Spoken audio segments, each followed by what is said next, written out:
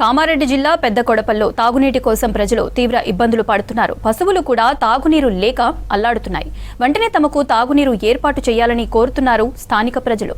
స్థానికంగా ఉన్న నీటి తొట్టె, ట్యాంక్ ఇప్పటికే ధ్వంసమైపోయాయి. ప్రస్తుతం అవి నిరుపయోగంగా మారాయి. నీటి తొట్టె, ట్యాంకర్ ధ్వంసం కావడంతో వాటిలో నీరు నిల్వ ఉండటం లేదు. అధికారులు స్పందించి వెంటనే చర్యలు తీసుకోవాలని కోరారు ప్రజలు. లేదంటే తాము తీవ్ర ఇబ్బందులు పడతామని ఆవేదన వ్యక్తం చేశారు. నీటి తొట్టెను, ట్యాంకర్లను తక్షణమే మరమ్మతులు చేసి పరిసరాలను శుభ్రపరిచి ప్రజలకు ఉపయోగపడేలా చేయాలన్నారు. ఇట్లా డూప్లికేట్ కట్టిరు, అది గోదలు బీదలు గుద్దుడుకు కూలిపోయింది సార్. అది టీఆర్ఎస్ ప్రభుత్వం ఉన్నప్పుడు.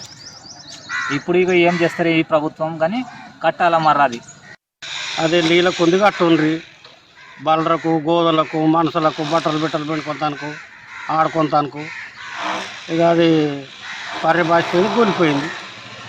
ఇప్పుడు ఒక జెట్ పంపు ఉండే, ఆ జెట్ పంపు ఖరాబ్ కాగానే ఇలా వాడకం బంద్ అయిపోయింది. మేము అక్కడ పాత గల్లీలో ఉంటే ఇక్కడ బోర్ వేసిరు, మాకు తెలియకుండా ఈ మోరు కూడా మరి ఆ సైడ్కి తీసుకుంటారు. ఇట్లా చక్కగా పోయేది అటు రౌండ్ కొట్టారు. మోరు కట్టడు కూడా రాంగు, బోర్ వేసుడు కూడా రాంగు.